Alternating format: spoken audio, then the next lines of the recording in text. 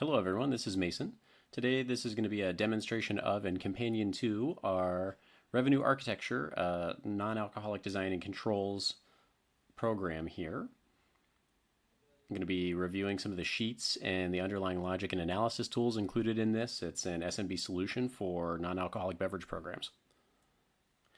So the first thing that we have actually a screen capture here of is the recipe card sample. And so this is actually a neat little kind of recipe with some insights on some of the things that you're going to see in the framework. But this recipe card does everything, right? You can list your prices and look at your costs of goods and contribution margins for the item in this card, outline things like flavor profiles and key ratios for trading materials. This also has a Q factor section for any additional ingredients that are going in for, once again, recipe cards, training, tracking, anything and everything. This next screenshot here is an overview of our menu costing tool. So this sheet supports up to 12 recipes, and if you are a purchaser of this and you need this modified at all to include more recipes, feel free to reach out to me if you're not tech savvy or you don't like Excel or whatever. There's actually very specific logic as to why there are 12 cards in this that is addressed within the framework, but customers' needs are customers' needs, and I'm more than happy to help. So we're going to transition back to our recipe card for a moment and then roll this clip highlighting how you can build out your recipes here in your card. Copy this and paste it directly into your menu costing tool. So that way you can overview the menu as a whole, its margins, and then our mix and analysis tool actually exports all of these directly. You can actually even see, we'll go back here and modify this back to the other recipe and it automatically updates. This will allow you to overview all of the margins, the total costs. It will allow you to view attachment rates and flavor complements of the entire menu all at once across however many recipes you need it to. So up on the left here, you'll see the automatic imports of all 12 of your recipe cards with their important functions, name, flavor profiles, cost of goods, etc. Just over here, actually, we're going to circle this. These are scenario and product mix curves. These are really fun for people to benchmark against, right? So scenario 1 is actually designed to be a simple step down, small, tight menu profile. Scenario 2 actually is a little bit larger with a nice smooth curve showing, a lot of variety and customers involved with the entire menu and what those look like. Scenario 3 actually is what's commonly referred to as a zip curve, where your best seller sells like crazy. In terms of relating this back to something you might be used to, right? A zip curve probably is what it looks like if, I don't know, say you have like a Belgian bar, like a very special one in Chicago, but you also offer like buckets of Miller High Life. Buckets of Miller High Life might crush in terms of volume sales, but people will go there because you have unique and interesting Belgian beers. So you might crush volume and total sales with your cheapest option that people drink just to get drunk or drink after having a couple nice expensive beers, and then everything else falls in line at about half of the rate of your best seller based on kind of specialized sales. What we're going to do here actually is show specifically. So this is the small tight menu with a nice even distribution.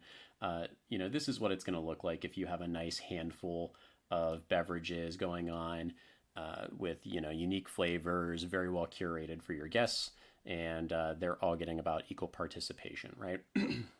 Scenario 2 actually, this is a nice smooth curve that you can see here where obviously, you have a couple of fan favorites. Maybe it's because of price points or popular flavor profiles or maybe drinks that are trending right now. And then you see your sales degradation after this. And then finally, we have the graph for our zip curve where you see, right, it just kind of goes from big step to little step and then everything else is about distributed. These are useful for comparing your sales and product mixes after you start building your program and introducing these products. So that way you can replace underperformers, you can benchmark successful sales, and help better inform how you batch, move, and think about your non-alcoholic beverage program, and maybe possibly even your current beverage program.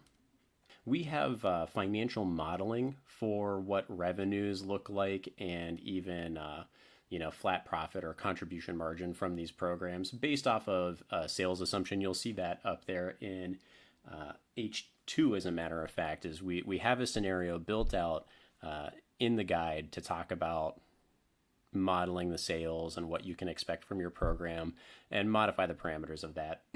But what this allows you to do is take a look at revenues and contribution margin across the different curves, use this for benchmarking. And what you can actually see is really interesting here. In these outcomes, I know this one in scenario 2 is a little cut off here, but that's like 19,540 and 14,275, right?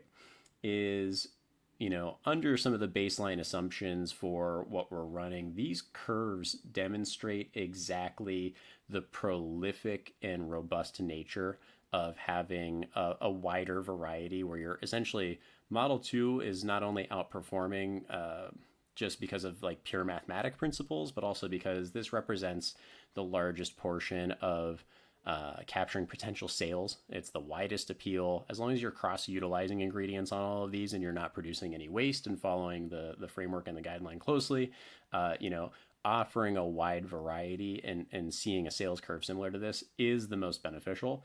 But if you are unable to deliver that wide of a menu, if you have production problems, if you only want to make small investments, you can see the numbers here that you will get revenue, you will get results out of any of these kinds of sales curves.